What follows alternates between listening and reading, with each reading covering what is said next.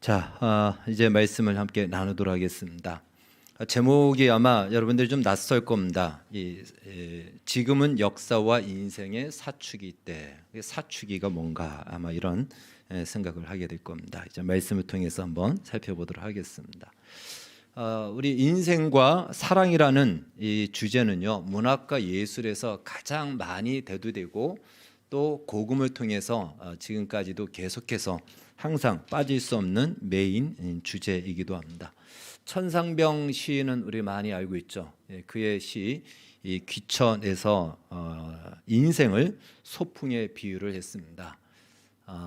저기 보면은 한꺼번에 다 올렸군요. 맨 마지막 부분만 한번 읽어보면은 나 하늘로 돌아가리라 아름다운 이 세상 소풍 끝내는 날 가서 아름다웠더라고 말하리라 이렇게 얘기를 합니다. 자, 쉽기로만 보면 굉장히 이 한 문장에 인생이 무엇인지를 담아내고 있고 또 멋지고 또 아름다운 하나의 그러한 묘사와 또 표현인 것 같습니다. 그런데 오늘 본문에 비추어 보면 오늘 우리가 읽은 본문에 비추어 보면 바로 인생은 천상병 시인이 이야기한 것처럼 부담 없이 놀러 갔다 오는 소풍보다는 훨씬 심각하다라는 것입니다. 소풍의 이미지에는 어떤 긴장감이 나타나지 않습니다. 그러나 오늘 본문에는 엄청난 긴장감을 넘어 청천벽력의 선언이 떨어지죠. 이런 말씀이 있습니다.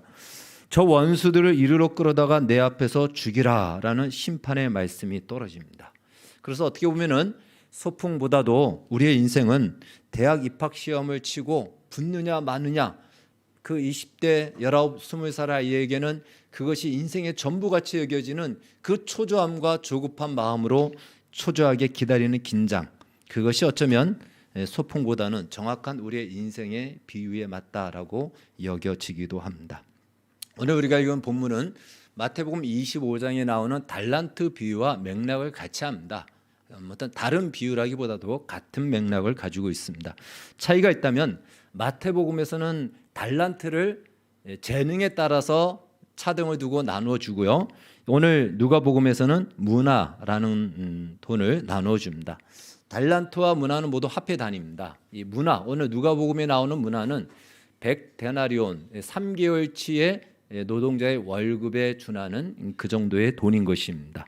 그리고 달란트는 6,000데나리온, 한 달란트가 6,000데나리온이라는 엄청난 큰 금액의 돈인 것입니다. 마태복음에서는 재능에 따라서 5달란트, 그 다음에 2달란트, 1달란트를 주게 되죠. 그래서 어떤 사람은 그렇게 얘기하죠. 1달란트를 받은 사람은 그 1달란트를 그냥 숨겨놨다가 이렇게 오늘 문화처럼 내어주는 것을 보면 자기에게 1달란트만 줬기 때문에 불평등하기 때문에 다른 사람에게는 더 많은 것을 줬기 때문에 그가 아무것도 하지 않은 것이다 라고 이야기할 수도 있습니다. 그러나 두 가지 면에서 오해하는 것이죠. 달란트의 규모가 엄청나다는 것이죠. 6,000데나리온이라는 것은 보통 사람이 20년 동안 일을 해야 다 모을 수 있는 그 정도의 큰 금액입니다. 그 정도의 돈, 그것은 2달란트, 3달란트는 의미가 없습니다. 엄청나게 큰 돈이기 때문에 그렇습니다. 또 두 번째는요, 이것은 주인이 맡긴 것이지 준 것이 아닙니다. 종의 입장에서는 맡은 것이지 그것이 내 것이 아니라는 것이에요. 그래서 그것 때문에 불평하고 또 그것을 가지고 불만을 가질 이유가 없다는 것입니다. 오히려 많이 맡으면 그만큼 책임감도 커지기 때문에 많이 맡은 사람이 사실은 더 부담스러운 것입니다. 즉 1달란트 맡은 자가 결코 불평할 이유가 없다는 것입니다. 우리는 이 5달란트, 2달란트, 1달란트의 비유를 통해서 우리의 인생에 있어서 나에게는 왜 이런 환경을 주었을까? 또 나는 왜 이런 사람을 만나게 했을까? 뭐 이런저런 우리의 불평과 불만이 있는데 그렇지 않다라는 것입니다. 하나님께서는 맡겨주신 것이고 그것을 감당할 수 있도록 주께서는 그 필요를 함께 채워주시고 또 오늘 문화를 통해서 모든 사람에게 똑같이 주어진 인생과 우리의 시간들이 있다라는 것을 또 가르쳐 줍니다. 오늘 이 문화의 비유는 당시에 유대인들은 쉽게 이해를 했던 그러한 사건이 있었습니다. 이 문화의 비유를 이렇게 그 전제를 달고 있죠. 어떤 귀인이 왕위를 얻으려고 먼 나라로 가기 전에 그 종들에게 문화를 맡겨 나누어 줬다라고 이렇게 이야기를 합니다. 그 당시에 이스라엘은요, 유다죠. 유대는 헤롯 왕이 죽고 그의 아들 아켈라오가 이제 왕이 되는 그 순간에 로마의 속국이었기 때문에 로마 황제로부터 왕의 제가를 받으러 갔습니다. 우리나라가 옛날에 중국에 가서 승인을 받았듯이 로마 황제의 제가를 받아야 되는데 아켈라오를 탐탁지 않게 여겼던 정치 지도자들이 로마 황제에게 아켈라오만큼은 왕이 돼서는 안 되라고 이를테면 집단 투서를 넣게 됩니다. 그래서 결국 로마 황제가 이 아켈라오를 왕으로 임명하지 않고 지방 행정관으로 임명을 합니다. 그래서 오늘 본문에 보니까 그런 내용이에요. 어떤 그 왕이 되기를 반대하는 사람들이 그 왕이 되는 것을 반대한다라고 오늘 본문에도 나오죠. 바로 그러한 예가 있었기 때문에 이 일은 유대인들이 다 알고 있는 거예요. 그래서 예수님이 이런 말씀을 하는 것을 금방 그들은 캐치하고 이해했던 것입니다. 자, 그러나 예수님은 사실 이 아켈라오의 이 경우를 가지고 이야기하지만 사실은 아켈라오를 말하는 것이 아니고 예수님 자신을 말하는 것입니다. 예수님 자신을 말하고자 했던 것이죠. 11절에 예수님께서 예루살렘이 가까이 오셨다라고 말씀하고 있습니다. 이 11절에 예수님이 예루살렘에 가까이 오기 전에 어떤 일이 있었는가? 19장 그 앞부분과 18장 마지막 부분에 보면은 맹인이었던 바디메오를 고치고 또 삭개오가 회심하는 사건이 일어납니다. 그러니까 제자들의 입장에서 봤을 때는 예수님이 가는 곳곳마다 거침이 없는 거예요. 막 그 시각 장애인이 눈을 뜨고 그 세리였던 삭개오가 회심을 하고 엄청난 변화들이 일어나고 이제 예루살렘만 가면은 하나님의 나라, 기다렸던 하나님의 나라가 이제는 도래할 것이다. 이런 기대감으로 잔뜩 부풀려 있는 상태에서 오늘 본문이 시작하는 것입니다. 그런데 예수님은 이렇게 말씀하시는 거예요. 예수님께서는 예루살렘에 들어가시는 것이 이제 죽으러 들어가시는 거예요. 이 19장 이후로 예루살렘에 가셔서 죽으십니다. 십자가에서 죽으시고 그 다음에 부활하시고 그리고 승천하셔서 하나님 보호자 우편에 앉아 계시다가 다시 이 땅에 오실 것입니다. 그때는 구세주로 이 땅에 처음에 오셨지만 그때에는 예수님이 왕위를 받아 왕으로 오실 겁니다. 만왕의 왕으로 심판의 주로 오실 것입니다. 예수님은 바로 그 비유를 드는 거예요. 그것을 말씀하는 거예요. 그러니까 제자들이 생각하는 것과 예수님의 시간에는 차이가 있는 것이죠. 제자들은 지금 당장 예수님이 왕으로 자정할 것이다 생각했지만 예수님도 왕으로 오실 겁니다. 그러나 시간의 차이가 있는 것을 보게 됩니다. 바로 이것이 인생이라는 것입니다. 인생이란 무엇이냐? 인생에 대해서 사람들이 어떻게 이야기하기가 참 어렵죠. 천상병 시인도 그 인생을 또 죽음을 맞이하면서 그 죽음의 공포를 맞닥뜨리면서 이겨낼 수 있는 힘이 없다 보니까 그것을 이겨낼 수 있도록 표현한 것이 아마 소풍으로 표현했다라고 보여집니다. 인생이란 무엇인가 여러 가지로 정의를 내릴 수 있겠지만 예수님께서 왕위를 받으러 가실 때에 그 종들에게 문화를 나누어 줬듯이 여기서 종들은 오늘날 우리도 포함하는 것입니다. 우리에게 인생이라는 시간을 주시는 것이죠. 문화를 주시는 겁니다. 달란트를 주시는 겁니다. 그래서 왕위를 받아서 다시 오실 때까지 주님이 주신 달란트, 주님이 주신 문화, 주님이 주신 인생과 시간을 펼쳐내어 장사를 하라는 것입니다. 오늘 성경은 얘기하죠. 장사하라. 장사하라고 줬다고 합니다. 장사라는 것이 무엇일까요? 그것을 가지고 있지 말고 펼쳐내라는 것이에요. 그것을 뿜어내고 시간과 공간 속에서 그것을 표출해내고 끄집어내라는 것입니다. 바로 그것이 인생입니다. 그래서 주님이 오시면 왕이 오셔서 어떻게 그것을 했는지 결산을 할 것이다. 그래서 우리의 인생이란 바로 왕위를 받으러 가시는 주님이 우리에게 시간과 기회를 주시고 그분이 다시 오셔서 다시 우리의 인생을 어떻게 했는지 그것을 살피고 셈을 하는 것, 그것이 바로 인생이라는 것이죠. 우리는 그 속에 지금 살아가고 있습니다. 인생에 있어서 중요한 포인트, 터닝 포인트가 이루어지는 시간들이 있습니다. 부모의 슬하에서 자라다가 이제 어느 일정한 나이가 되면 이성에 대해서 관심이 생기고 독립의식이 싹트고 그리고 어떤 인생의 목적과 가치를 정립하게 됩니다. 이때를 보통 우리가 사춘기라고 이야기합니다. 사춘기 때죠. 제2의 탄생이다라고도 부릅니다. 이때는 봄과 같아서 가슴이 들뜨고 항상 부풀어 있고 항상 꿈에 젖어 있죠. 그래서 봄과 같은 거예요. 막 생동하고 역동하고 사춘기입니다. 그래서 봄춘자를 쓰는 것입니다. 그리고 인생은 어느 정도 살다 중년에 이르면 소위 제2의 사춘기라고 하는 사축기가 옵니다. 가을 추자를 써서 이제 인생의 결실을 맺는 그 시기가 옵니다. 오늘 그래서 제목을 그렇게 담은 것입니다. 인생의 가을에 다다르게 되죠. 그때 돼서는요, 막 꿈을 꾸는 것이 아니고 지금까지 내가 살아온 인생이 어떤 인생을 살아왔는지를 돌아보게 됩니다. 점검하게 되고 지금까지 내가 어떤 일을 어떻게 살아왔는지 자기의 인생을 돌아보는 중간 점검기다라고 볼 수 있습니다. 그리고 가을이 지나면 겨울이 오죠.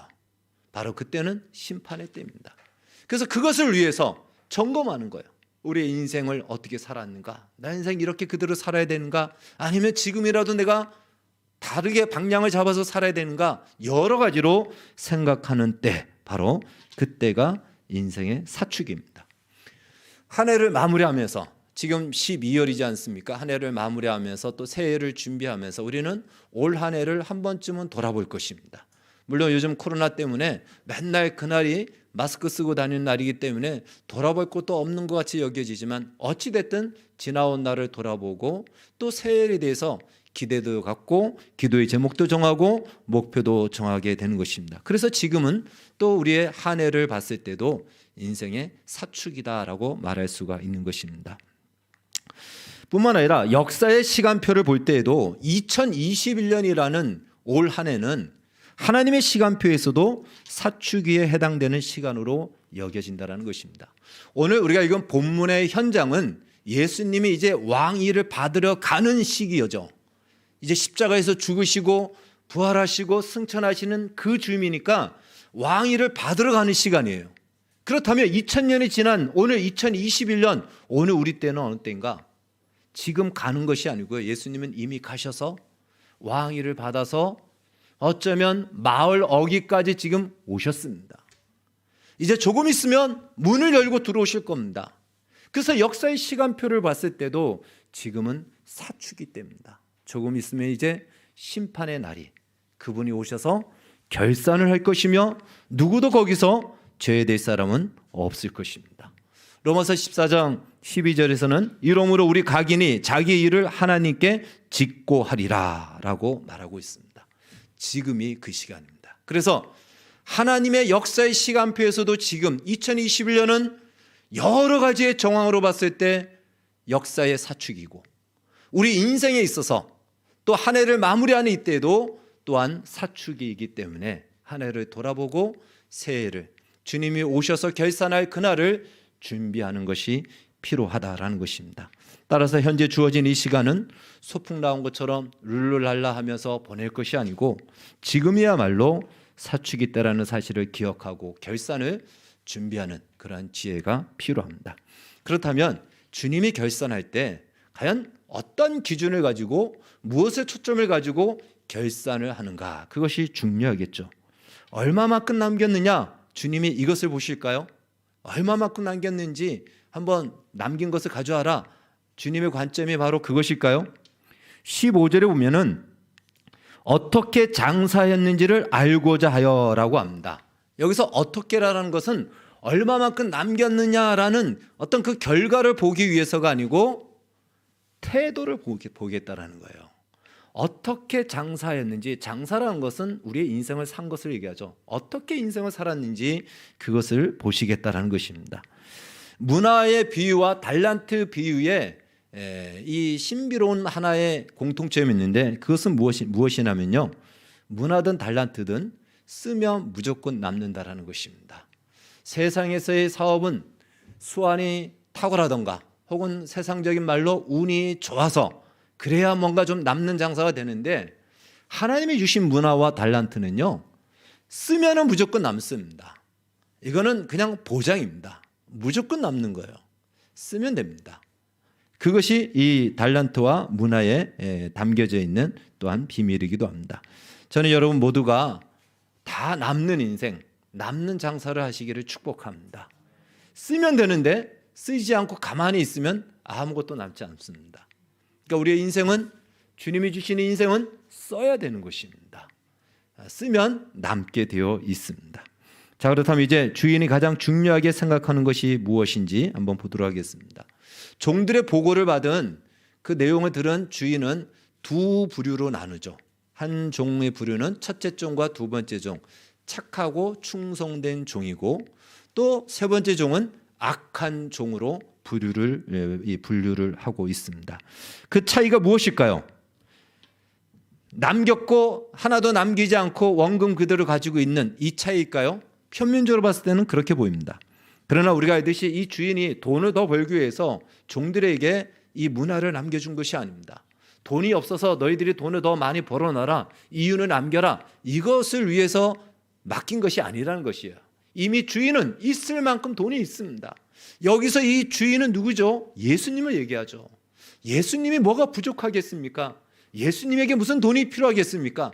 천하의 모든 것이 다 주님의 것인데 그분이 우리에게 이윤을 남기기 위해서 우리를 사용하고 이용해 먹으려고 이 일을 한 것이 아니라는 것이에요. 그런데 여기서 자세히 보면은 5달란트 남긴 것, 또 10문화를 남긴 것에 대해서 뭐라고 얘기하냐면 지극히 작은 것에 충성하였다라고 얘기합니다.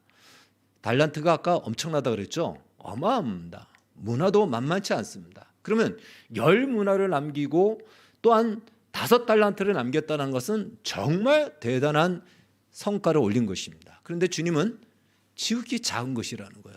여기엔 두 가지 의미가 있죠. 하나는 그것에 대해서 받을 우리의 보상이 비교할 수 없을 만큼 크기 때문에 그거에 비하면 너희들이 남긴 것은 정말 작은 것이다, 이런 의미가 있고요. 또 하나는 우리로서는 그게 엄청나지만 하나님께는 그거는 아주 작은 것에 불과하다라는 거예요. 그래서 작은 일에 충성했다. 우리는 그것이 아주 엄청나게 큰 일 같지만 하나님이 보실 때는 작은 일에 불과하다라는 것입니다. 여하튼 둘 다 어찌됐든 칭찬이고, 이것은 그것이 목적이 아니라는 것을 말해주고 있는 것입니다. 남긴 것, 그것을 가지고 주님이 평가하겠다라는 것이 아니라는 것입니다. 또 이 책망을 받은 이 종도 하나도 남기지 않았기 때문에 그래서 책망을 받은 것도 아닌 것입니다. 만약에 그럼 잃어버렸으면, 손에 다 잃어버렸으면 어떻게 될까요? 그럼 뭐 책망이 아니고 그 자리로 완전히 그냥 엄청난 심판을 받아야 되겠죠. 그것 때문에 책망한 것이 아니다라는 것이죠. 본문을 보면은 달란트 비유나 문화 비유에서 이 주인은 세 번째 종에게 단단히 화가 난 것을 보게 됩니다. 오늘 우리가 읽은 본문에도 그렇죠. 무엇 때문에 화가 났는가? 세 번째 종이 하는 말이, 그 말에 화가 났습니다. 이렇게 얘기합니다. 21절 보면 이는 당신이 엄한 사람인 것을 내가 무수함이라. 당신은 두지 않은 것을 취하고 심지 않은 것을 거두나이다. 이렇게 얘기합니다. 그러니까 세 번째 종의 문제점은 무엇이냐면, 세 번째 종은 주인이 어떤 사람인지를 제대로 모를 뿐더러 자기 식대로 주인을 파악하고 생각하고 있었다라는 것입니다. 자기 식대로 주인을 생각했다라는 것은 주인과의 관계를, 인격적인 관계를 갖지 않았다라는 것입니다. 우리도 어떤 사람을 알 때에 그 사람과 인격적으로 교제를 해야 그 사람이 어떤 사람인지를 알지, 그런 교제가 없다면 우리는 느껴지는 선입견 혹은 그 사람에 대해서 말하는 다른 사람의 말을 듣고 그 말대로 그 사람을 바라보고 판단하게 돼 있죠. 그 사람이 진짜 어떤지는 내가 경험해보고 내가 교제해봐야 그 사람이 어떤 사람인지를 알 수 있는 것이죠. 그런데 이 세 번째 종은 주인을 자기 식으로 알고 있는 거예요. 그러니까 주인과의 관계가 인격적인 관계와 교제가 없었다라는 것입니다. 이것이 세 번째 종의 문제였습니다. 세 번째 종이 하는 말을 요즘식으로 의역하면 이런 의미입니다. 나는 당신에게 아쉬운 소리를 하지 않을 테니 당신도 나한테 이래라 저래라 하지 마십시오. 당신이 맡긴 돈 내가 한 푼도 쓰지 않고 여기 그대로 있으니 이것 가지고 가십시오 라고 하는 말입니다. 당신의 거 내가 손도 대지 않았으니까 그대로 가져가라. 그리고 나한테 뭐라고 하지 마라 라고 이렇게 얘기하는 것입니다. 듣기만 해도 인간미가 조금 더 느껴지지 않는 그런 말입니다. 한마디로 규칙대로 하겠다라는 것입니다. 이해관계 속에서 내가 손해를 끼쳤으면 배상하면 될 것이고 손해를 끼치지 않았으면 더 이상 나한테 이러 왈가불가 하지 말라라고 이야기하는 것입니다. 그러니까 주인이 뭐라고 말합니까? 네가 말한 대로 나도 그러면 하겠다라고 얘기하죠. 규칙대로 하자고? 좋다. 그러면 규칙대로 하겠다라고 얘기합니다. 그러면서 말하죠. 내가 갈 때 뭐라고 말했냐? 장사하라고 했지 않냐? 주인이 장사하라고 명령을 내린 것이라면 너는 장사를 했어야 되는데 규칙을 어긴 것이다. 그러니까 그 세 번째 종이 자기가 한 말에 자기가 지금 걸리게 되는 것입니다. 너는 주인의 말을 듣지 않았기 때문에 순종하지 않은 것이다. 내가 만약에 돈이 목적이었다면 은행에다가 이 돈을 맡기면 이자라도 받을 것이다. 돈이 목적이 아니다. 나는 너의 태도, 내가 어떻게 반응하는지 그 태도를 보려고 한 것이다. 내 말에 순종하지 않았으니 그에 상응하는 벌을 받으라 라고 그렇게 오늘 말씀합니다. 반면에 이 첫 번째, 두 번째 종에게는 착하고 충성된 종이다라고 이렇게 칭찬을 하는 것을 보게 됩니다. 그들이 열심히 일을 해서 이윤을 남겼기 때문에 그런 말을 했을까요? 그렇지 않습니다. 앞서 말씀드렸듯이 아켈라오의 예가 있습니다. 즉 무엇이냐면 왕위를 받기 위해 로마로 갔지만 왕이 되어 돌아오지 않았습니다. 그러니까 왕위를 받으러 간다지만 왕이 되어 돌아온다는 것은 보장할 수 없다라는 것을 알고 있다는 것이에요. 왕위를 받는다고 해서 무조건 왕이 되는 것이 아니라는 것입니다. 왕위를 받으러 가다가 어떤 사고를 당할 수도 있고 갔다가 오히려 거기서 반역자로 체포가 될 수도 있고 돌아오다가 천재지변으로 죽을 수도 있고 위험한 일을 당할 수도 있는 불확실한 시간이라는 것이에요. 그 시대는 더더욱 그렇습니다. 혹시라도 자객이 그를 미워하는 사람들이 미리 숨어서 그를 제거할 수도 있고 그런 상황인 것이에요. 그러니까 지금 주인이 떠나면 물론 주인이지만 보장되지 않은 시간이고 주인 없는 시간인 만큼 그때부터는 이제 주인이 없이 내가 마치 주인인 것처럼 살아갈 수 있는 그러한 시간이라는 것입니다. 보장되지 않는 그 시간이기 때문에 그렇습니다. 그런데 불구하고 첫 번째, 두 번째 종은 그 불확실한 시간 속에서도 여전히 주인의 말을 믿었고 그 말에 순종하였다라는 것입니다. 다른 말로 주인과의 관계를 신뢰의 관계로 그들은 받아들였고 여겼고 그 앞에 그렇게 반응한 것입니다. 그것이 바로 칭찬의 이유라는 것이에요. 그러니까 우리 주님은 우리를 바라볼 때에 우리의 인생을 평가할 때에 기능으로 우리의 인생을 그 기준으로 바라보지 않는다라는 것입니다. 기능이라는 것은 바로 그것이죠. 내가 얼마나 많은 일을 했느냐, 얼마나 많은 업적을 쌓았느냐, 이것을 아마 기능으로 평가하지 않는다는 것입니다. 물론 그것도 중요하죠. 그 모든 것들이 우리의 전제된 마음에서 나온 것이라면 그 모든 것들은 칭찬받을 만한 것들이고 또 그것을 오늘 상급으로 주는 것도 우리가 볼 수 있습니다. 그것으로 평가하는 것이 아니라 주님이 평가하는 것은 관계의 기준인 것입니다. 바로 주님과 어떤 관계 속에서 네가 살아왔느냐, 어떤 관계 속에서 이 일을 했느냐, 이것이 주님이 바라보시는 평가의 기준인 것입니다. 주인이 사라졌다, 주인이 지금 없다, 강제력이 지금 없어진 거예요. 나를 조이고 나를 제약하고 나를 제한하는 것이 없어진 겁니다. 우리가 가게에서도 주인이 꼭 있어야 된다 그러잖아요. 주인이 안 오는 그 가게는 안 된다 그러잖아요.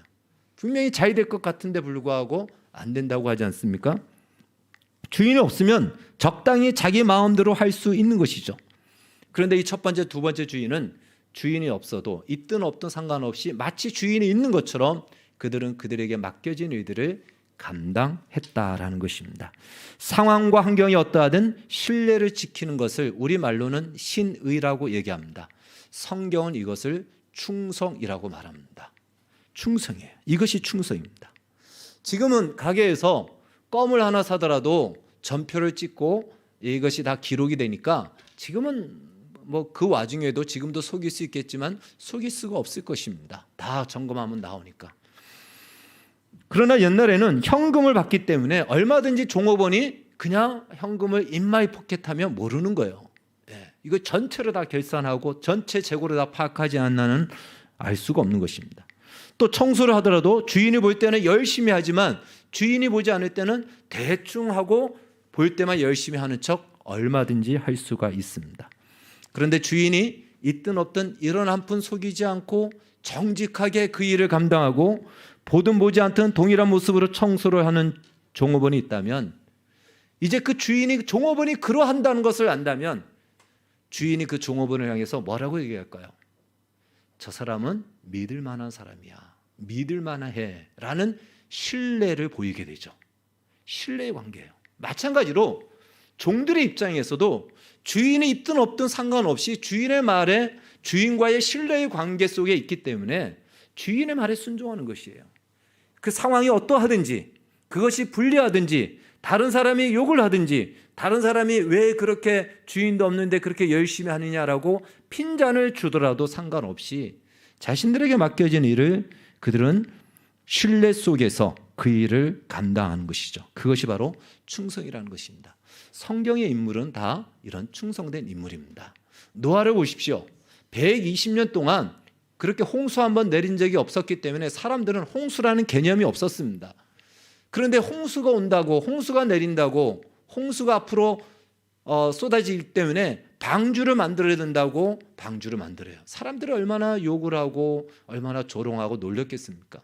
그것도 저 산꼭대기에다가 120년 동안 사람들이 다 미쳤다라고 이야기했을 겁니다. 그러나 노아는 하나님의 명령에 순종을 합니다. 그것이 충성입니다. 상황이 어떠하든지 그것 때문에 내가 이익을 받든 손해를 보든 상관없이 하나님의 명령, 그 말씀을 내가 신뢰하기 때문에, 그를 신뢰하기 때문에 그 말씀을 신뢰할 수밖에 없고, 그 신뢰를 무엇으로 표현하죠? 순종으로 표현하는데 그것이 바로 충성인 것입니다. 그리고 성경은 이것을 가지고 구약과 신약에서 말하기를 오직 의인은 믿음으로 말미암아 살리라라고 하는 말이 바로 이 표현인 것입니다. 믿음으로 사는 것입니다. 신뢰를 갖고 사는 것입니다. 주님이 말씀하셨으면 말씀하신 대로 이루어질 줄 믿고 천지가 개벽할지라도 그 말씀대로 반응하며 살아가는 것, 그것이 바로 충성이고 믿음인 것입니다. 따라서 역사와 인생의 사축에서 우리가 점검해야 될 것은 이제 하나님을 위해 얼마나 많은 일을 했느냐, 이것도 중요하지만, 이것도 중요해요. 내가 주를 위해서 무슨 일을 했는지도 중요합니다. 아주 냉정하게 질문해야 될 것은 하나님과 나는 어떤 관계 속에 있는가, 나는 하나님을 어떤 관계로 여기고 있는가, 이것을 우리는 질문을 해야 됩니다. 그리고 점검을 해야 됩니다. 왜 그런 거 아니? 이제 그분이 와서 물어보는 거예요. 이 만왕의 왕이시고 역사의 심판자이신 그분이 와서 그 우리 예수님이 앞에서, 우리가 그 앞에서 다 고백해야 되는데, 바로 그 예수 앞에서 주님이 물으실 겁니다. 너는 나와의 관계에서 어떤 관계로 나를 여기고 일을 했고 인생을 살아왔느냐라고 물을 것이며, 그것에 대해서 우리는 답을 해야 됩니다. 근데 우리가 우리 인생 속에서도 경험하듯이 사람들은요, 다른 사람과의 그 가까운 정도에 따라서 나를 희생하고 포기하죠. 만약에 얼굴만 아는 사람을 위해서라면 내 시간을 그 사람을 위해서 내어주지 않습니다. 만약에 그 사람이 나에게 자존심 상하는 말을 하면 폭발할 것입니다. 그러나 정말 어릴 적부터 친한 친구였고 나의 흠업무를 다 알고 나를 도와줬던 친구라면, 그 친구가 부르면은, 그 친구가 도움을 요청하면 없는 시간도 만들어서 그 친구를 위해서 쓸 것이고, 또 그 친구가 나의 자존심을 건드리는 말을 해도 그냥 웃으면서 넘어갈 수가 있는 것입니다. 그러니까 가까운 정도에 따라서 나의 것을 포기하기도 하고 나의 것을 헌신하기도 한다는 것이죠. 하나님과의 관계 속에서 바로 내 것을 얼마나 많이 포기했느냐, 또 내 것을 얼마나 헌신하였느냐라는, 이것은 바로 하나님과의 관계를 점검하는 하나의 척도가 될 수 있는 것입니다. 우리의 자존심을 뛰어넘어 주님이 말씀하셨으니까, 주님의 뜻이니까 그냥 이 길로 갈 거야, 그런 관계라면 이건 정말 깊은 관계죠. 바로 이 가까운 관계에 따라서 나를 포기하고 나의 것을 내려놓고 나의 것을 희생할 수 있다는 이 기준을 우리가 기억해야 되는 것입니다. 세상은 권력이나 돈의 힘으로 유지됩니다. 다른 말로 세상은 권력과 돈의 힘으로 말미암아 그 관계가 형성되기도 하고 바꾸어지기도 하고 깨어지기도 한다는 것이죠. 그래서 성도들도 하나님 앞에 하나님의 능력과 어떤 그 힘을 가지고 그걸 가진 채로 이 세상을 살고 싶어 하는 것이 우리의 사실은 소원이기도 하고 또한 욕심이기도 합니다. 그러나 성도는 하나님께서 우리를 당신의 자녀로 부르시고 예수 안에 있는 존재로서 그 관계로서 우리를 부르셨습니다. 그리고 우리는 그 예수 안에 있는 관계로 세상을 살아갑니다. 그것이 우리의 정체성이어야 됩니다. 그것이 우리의 힘이 되어야 됩니다. 이것이 아니면 우리는 이 세상에서 희망과 어떠한 답을 가질 수가 없습니다. 히브리서 5장 7절에는 성육신하신 예수님의 심정이 자세히 기록되어 있는데 한번 같이 읽겠습니다. 5장 7절 저기 맨 밑에 시작. 그는 육체에 계실 때에 자기를 죽음에서 능히 구원하실 이에게 심한 통곡과 눈물로 간구와 소원을 올렸고 그의 경건하심으로 말미암아 들으심을 얻었느니라. 예수님은 이렇게 예수님이 심한 통곡과 눈물로 기도해야 될 만큼 그 고통의 자리에 이르렀다라는 것이에요. 그래서 거기서 자기를 죽음에서 구원하실 이 누구죠? 하나님이에요. 하나님께 기도를 했습니다. 얼마든지 그 죽음에서 건져낼 수 있는 분이십니다. 그런데 그 하나님이 예수님을 지금 그 자리로 내몰았다는 것이에요. 건져낼 수 있는 분이 오히려 그 자리로 예수님을 밀쳐버린 거예요. 근데 예수님은 그 자리에서 원망과 불평하지 않고 하나님이 내 목적과 뜻을 따라 순종하셨던 것이죠. 이것이 바로 충성입니다. 좋은 환경이기 때문이 아닙니다. 가장 고통스러운 자리에서도 하나님을 향한 변하지 않는 신뢰와 충성, 바로 그것이 믿음이고 이것이 충성입니다. 그냥 충성은 좋은 환경일 때 하고 싶을 때 그것을 통해서 어떤 다른 이 땅에서 내가 원하는 목적을 이룰 수 있는 이익이 있을 때 하는 것이 아니라는 것이에요.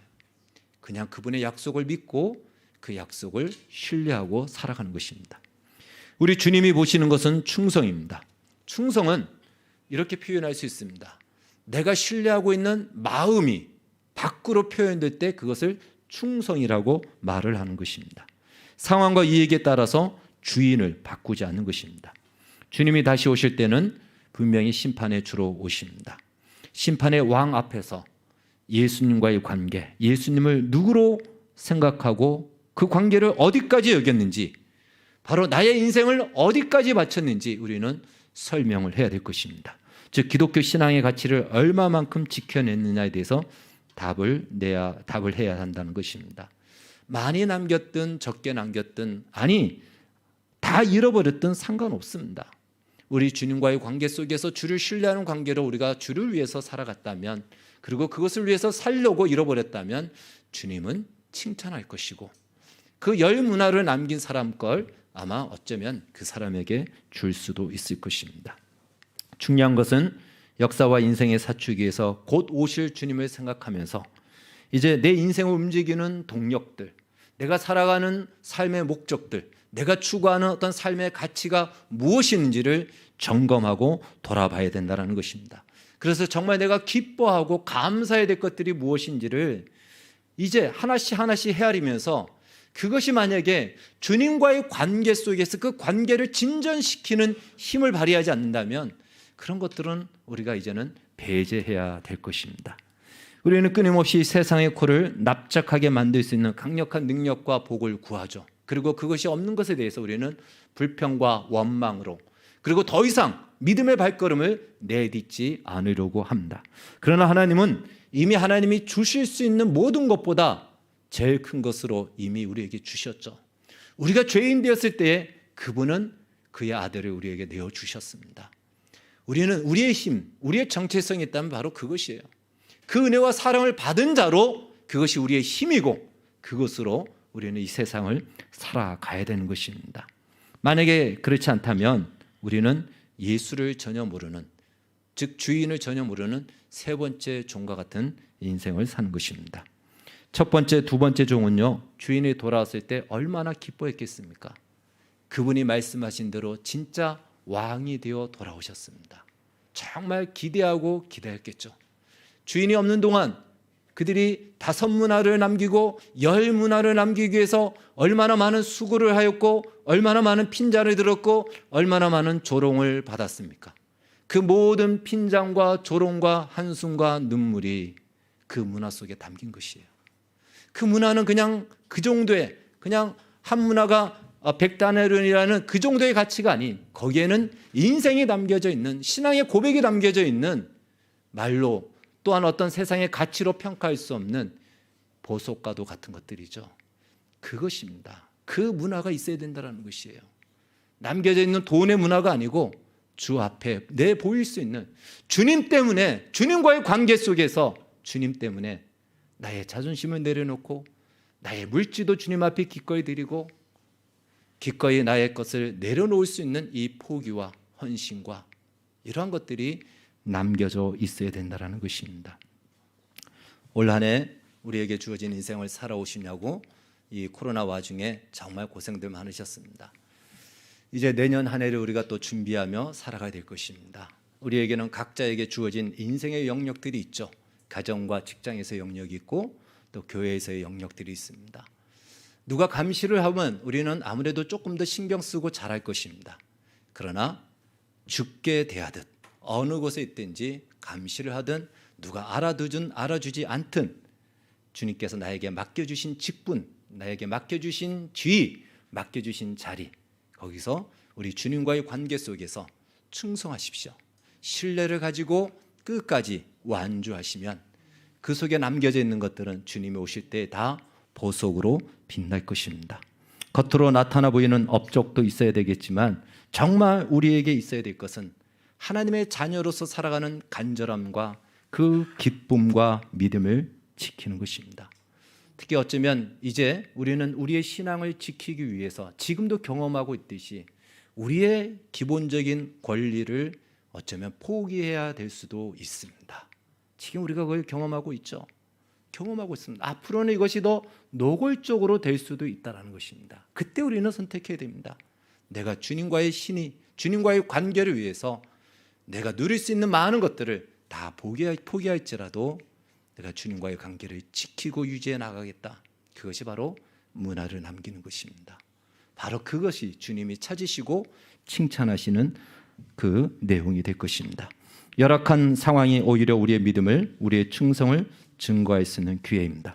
다시 한번 주님과의 관계를 정립하시고 다른 무엇과도 바꿀 수 없고 오직 예수 그리스도 한 분이면 만족하고 충분하다는 것으로 나의 인생을 확인하고 점검하여 결산의 날 주님 앞에 영광스러운 만남을 가지시기를 주의 이름으로 축원합니다. 기도하겠습니다. 주님 감사합니다. 우리에게 주님 시간과 공간이라는 이 역사에 그 기회를 주셨습니다. 이 기회를 통해서 우리의 믿음을, 우리의 충성을 확인하고 내보일 수 있는, 장사할 수 있는 기회입니다. 이 기회를 우리가 꽁꽁 숨겨놓은 어리석고 게으른 악한 종처럼 살지 않게 주시고 하나님의 주신 은혜를 우리의 인생 속에서 다 펼쳐내고 충성하여 기쁨으로 주님을 맞이하고 우리 주님의 칭찬을 받는 주의 종들이 다 되게 하여 주시옵소서. 예수님의 이름으로 기도하옵나이다. 아멘.